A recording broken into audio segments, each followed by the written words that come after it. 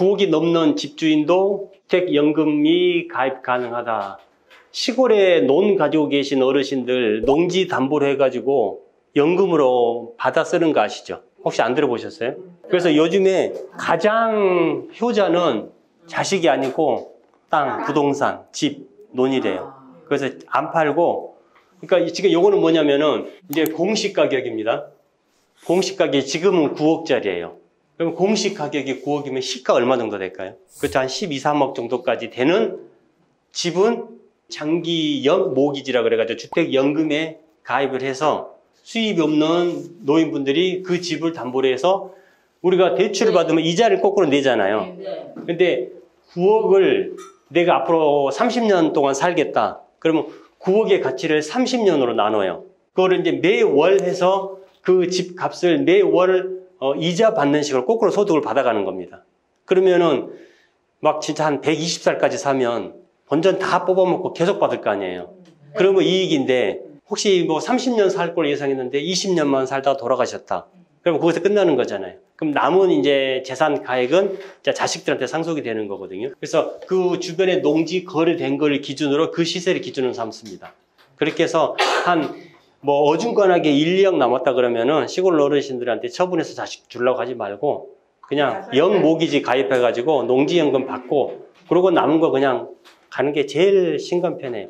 그러니까 왜 사회 기사 중에 부동산 남은 거 한 5년이나 10년 남으니까 다 처분해가지고 자식들 주고 나니까 그 전에는 주기 전까지는 부모 공양 뭐 하더니 싹 받고 나니까 이제 돌아서 버린다는 기사 많이 나무나라가 나오는 거예요. 이미 받았고 더 이상 받을 게 없으니까 이제 그런 기사 많이 보셨잖아요. 그래서 죽을 때까지 가지고 있어야 된다는 말이 그래서 나오는 거예요. 이제 이게 뭐냐면은 지금은 주택 같은 경우는 공시가격이 9억이 기준이었어요. 근데 이게 지금 12억까지 이제 올라갈 상황입니다. 왜 올라가냐면 최근 1, 2년, 3, 4년 사이에 집값이 엄청 올랐잖아요. 예전에 그 고가주택 비과세 기준이 6억이었지 않습니까?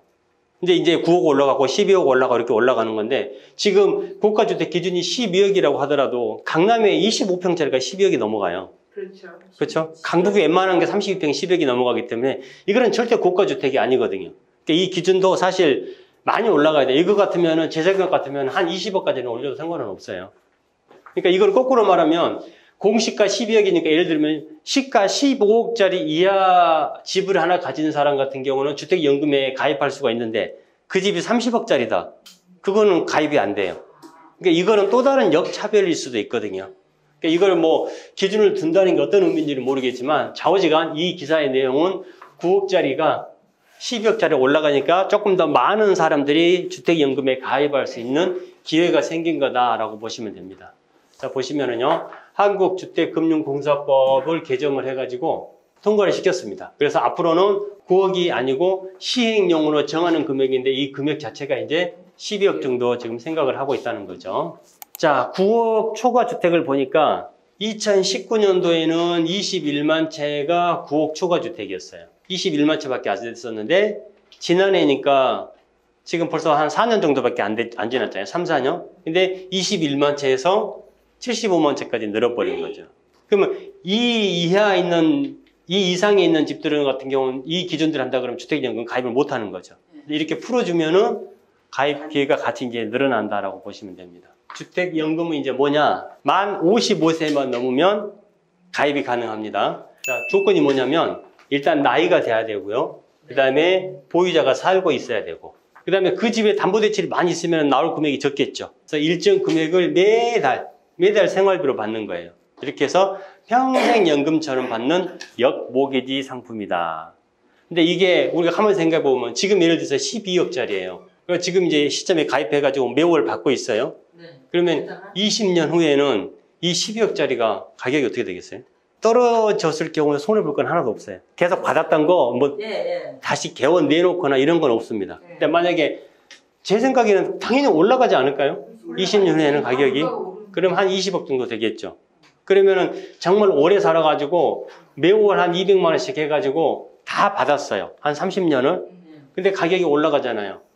이 남은 가격은 이제 30년 후에 이제 부모님이니까 돌아가실 거 아닙니까? 그러면 남은 잔존 가치의 가액은 자식들한테 상속이 되는 거죠. 제일 좋은 거는 제로로 만드는 건데 누가 제로에 맞춰서 돌아가실 분이 누가 있어요? 없지. 그리고 이제 시간이 지나면 부동산 가격이 올라갈 수밖에 없기 때문에 2007년도에 지금 처음 실수가 됐어요. 그러니까 이제 한 16년 정도 지났죠. 그러니까 뭐 이거는 보통 뭐 30년 뭐 이상 계약을 하기 때문에 중간에 뭐 갈아타거나 계약 바꾸고 하는 경우는 지금 없을 것 같고, 지금까지는 별로 안 되더라고요. 10만 9천여 명이 가입을 했고 가입자의 평균 주택이 엄청 싸요. 이건 이제 평균이기 때문에. 그 다음에 월 지급액이 116만 원 정도. 한 200 정도 만약에 주택연금으로 나온다 그러면은 최소한 생활비 정도는 되잖아요.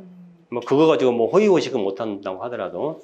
자, 요거는 주택연금은 고령층이 안정적인 노후소득 기반을 마련할 수 있는 중요한 수단이다. 더 많은 고령층이 주택연금을 혜택받을 수 있도록 이렇게 법을 개정을 하겠다.